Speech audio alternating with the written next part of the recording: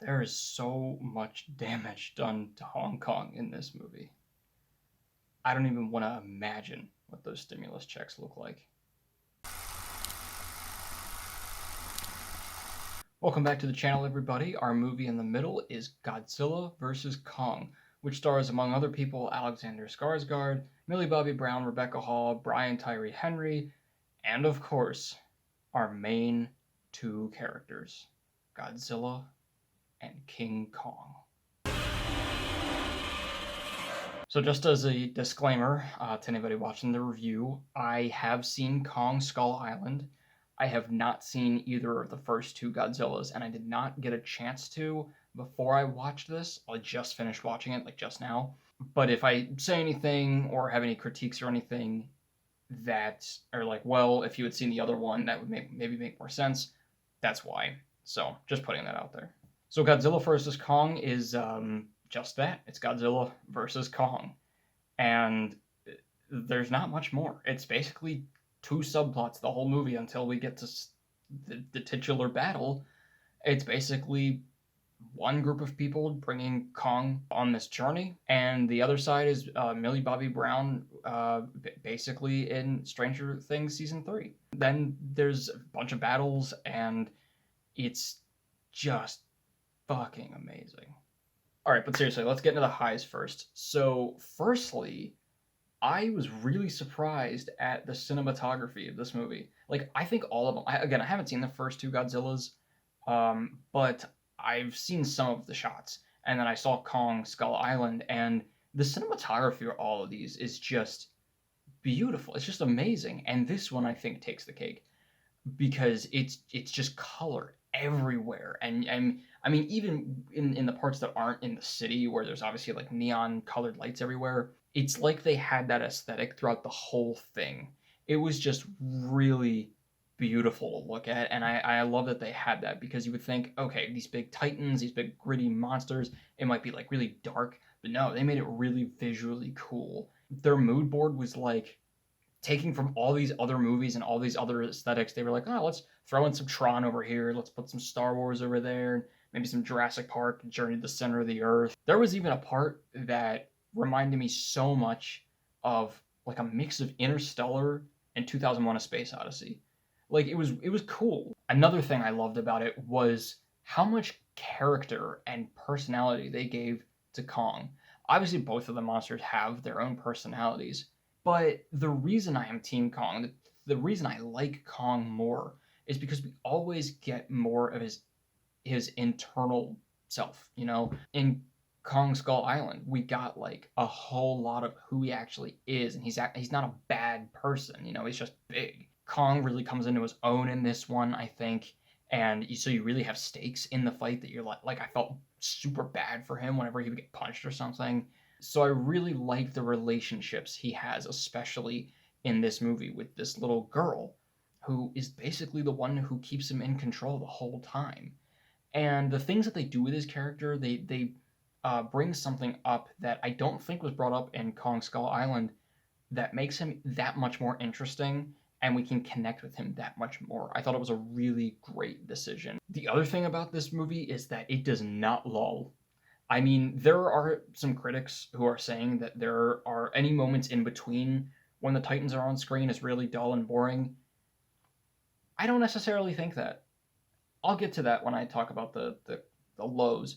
But for now, the fact that it like does not lull, it gets right into it, is just awesome. And the suspense, knowing that this big thing is coming. I mean, it's one of those cool things where you're like, yeah, I'm here for the movie, but like, you know, we're all here for like those last 20 minutes.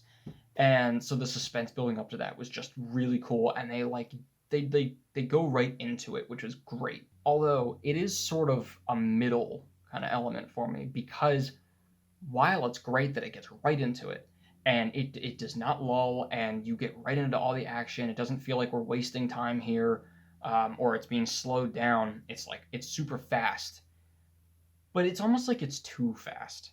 Like it made me think of Captain America: Civil War, in that Captain America's Civil War is 2 hours 16 minutes, something like that. And it was long enough that it felt like a lot of those fight scenes were earned. Not that this one, it didn't feel like it was earned, but it just felt so quick. It's almost like when you eat healthy, right? And you're like, okay, I've earned this dessert. But then every so often you're just like, I'm just gonna eat all the dessert. And it's like, it's great and I love it and I should love it. But then I kind of feel icky. Like I didn't earn all of it, you know?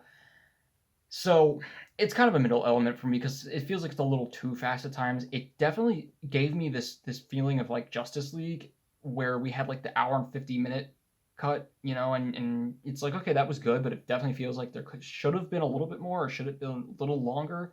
And then you get like the big cut. I wouldn't be surprised if later on they came out and they were like, actually, we're gonna re-release Godzilla versus Kong, the extended cut with an extra 20 minutes, you know, something like that.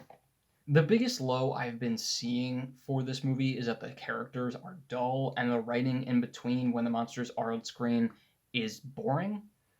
I'm gonna be honest with you, I didn't quite get it as strongly as some other people, but I do get what they're saying. The characters are here and there a little bit by the numbers. They don't really have a whole lot of characterization. Um, but the thing is I'm almost not willing to give that as a low because this is not a movie where you're trying to get some deep characterization or character arcs with people. This is a movie where some shit is going down like Cloverfield. And yeah, you have a little bit of character stuff here and there, and they do. Like they have a lot of empathy and a lot of these really great moments between each other. And a lot of funny moments. There's a lot of funny moments. When it really comes down to it, what the movie is about this big event that's about to happen, and we're just in with them as they try to stop it. So I can definitely see like on a second rewatch, you know, after seeing all the battle and everything and all the fun parts, after seeing that, focusing on the characters more and being like, okay, they were a little weaker this time around. I can definitely see that happening. Same thing with the writing. The writing here and there is a little weak. It's a little exposition-y. It's a little quick, like I was saying. It just gets right into it, but almost unearned writing.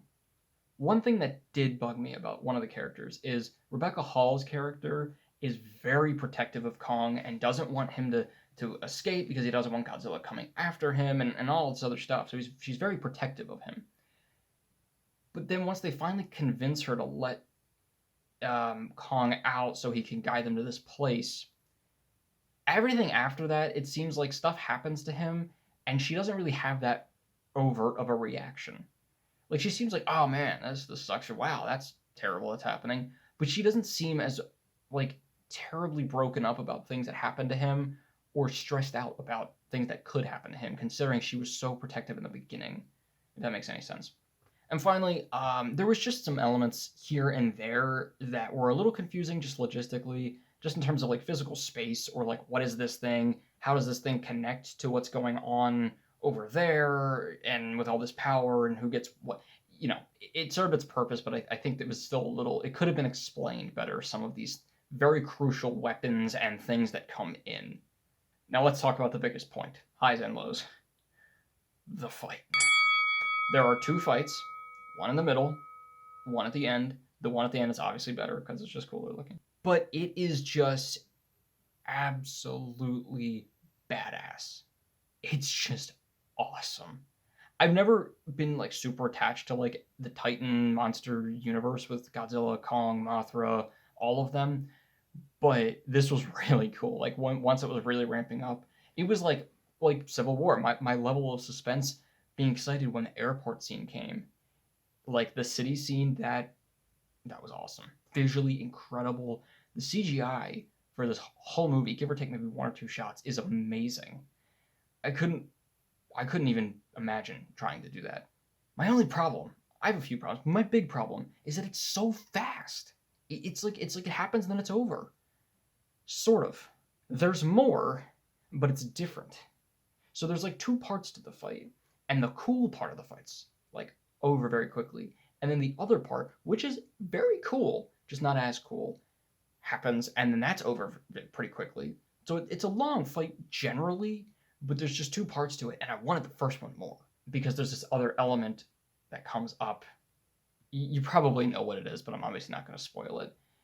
That comes up that makes the fight different. It makes the fight change angles. And the fight was so cool. I mean, just I can't. There's nothing more I can say. You just have to see it. And Ghosts, go just watch it on a big screen if you can. Like if you're able to go into theaters, watch it on a big screen.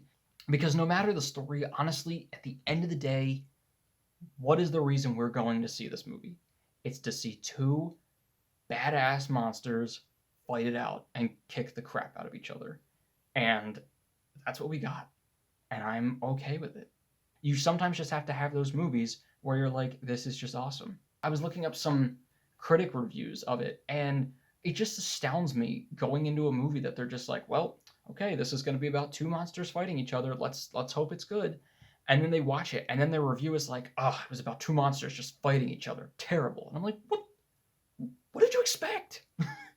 But overall, it was a badass fight. Awesome movie. Such a visually incredible movie. By far the most enjoyable movie to have come out this year. It was just a fun movie we needed right now. That was one review that I saw. It was just the movie that we needed right now to escape life. And yes, and I'm okay with it. I'm going to give Godzilla vs. Kong a 3 out of 4. Well, let me know what you thought of Godzilla vs. Kong. Did it meet your expectations? Was it better or worse than some of the other prequels to this? And did your favorite person win? Which team are you? Are you Team Godzilla or Team Kong? Let me know in the comments below, and make sure to like, subscribe, all that fun stuff. We got some more Oscar things coming up pretty soon. And as always, keep your hopes high, your stress low, and movies right in the middle. I'll see you guys later.